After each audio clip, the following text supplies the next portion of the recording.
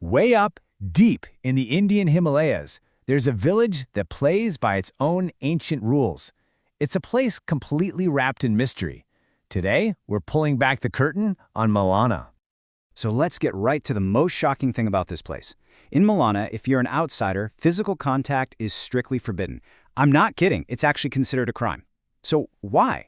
Why such an incredibly extreme rule? And look, this isn't just some quirky local custom for tourists. For the people of Malana, this rule is a sacred law. It's at the very core of who they are, and it's how they protect their ancient way of life. At its heart, this rule is all about preserving what they see as their spiritual purity.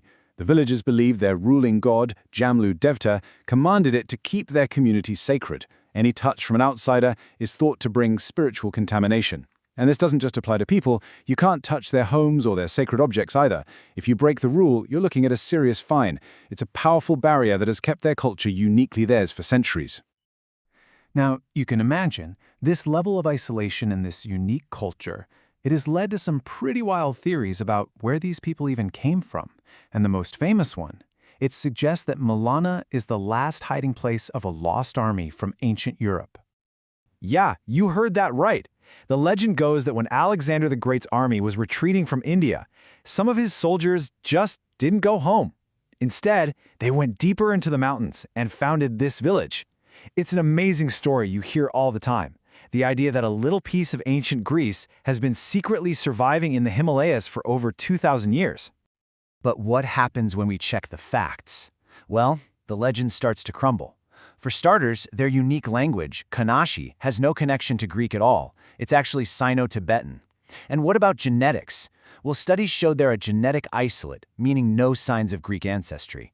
And for all the searching, historians haven't found a single reliable ancient source that links this village to Alexander's army.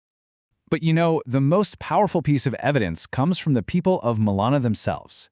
The village headman, Raju Ram, puts it very clearly. We are not in any way connected to Greece or Alexander. They say their lineage comes from someone far more powerful, their own deity. So, if it wasn't Alexander the Great, then who really runs the show in Malana? The answer isn't in some old history book. It's divine. You see, Malana is basically a theocracy. The true and absolute authority here is Jamlu Devta. They believe he's a manifestation of an ancient sage, and he's not just a god they worship. Oh no, he is their active ruler, their lawgiver, and the final judge on absolutely everything. This creates a political system that is just unlike anything else on the planet. It's often called one of the world's oldest democracies, with its own sophisticated two-house parliament. But here's the twist. The elected council can debate and discuss all they want, but the final decision, that always comes from Jamlu Devta himself, who speaks his will through a human oracle. It's a divine democracy. And their justice system. It's just as unbelievable. When there's a serious dispute, they don't rely on a human judge, they turn to a divine trial. Each person involved brings a lamb. A cut is made in each lamb's leg, poison is put inside, and it's stitched up. The owner of the lamb that dies first loses the case. The verdict is believed to come straight from their god. Now, this completely isolated, self-governing way of life has created a one-of-a-kind culture, but it's also become world-famous, or maybe infamous, for a very specific and very controversial product that grows on their hillsides. For decades, the name Malana has been tied to Malana cream, a super potent and sought-after form of hashish. The cannabis plant just happens to grow incredibly well in the Parvati Valley. And for a long time, selling it became the main source of income for many families here. But all that fame brought major problems, unwanted attention from the law, social issues, you name it. And so, in a fascinating twist, Malana's own divine parliament took matters into its own hands. They imposed a massive fine, 1 lakh rupees, on any villager caught dealing drugs. And this really gets to the heart of the struggle in modern Malana. As researchers have noted, this is a community defined by its ability to govern itself. They face modern problems for sure, but they try to solve them using their own ancient systems, totally separate from the laws of the outside world.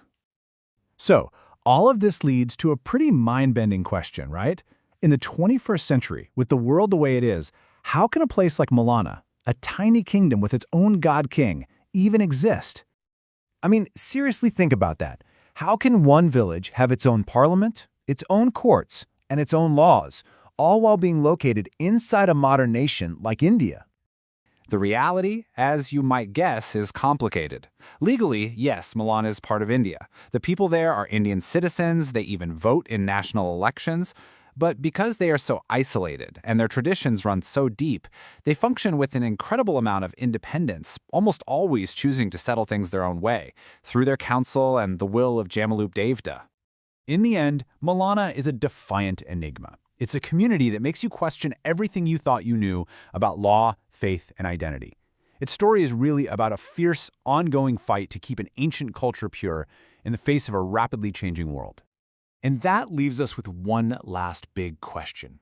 In a world that's more connected every single day, can a place that defines itself by being separate, by being untouchable, truly survive?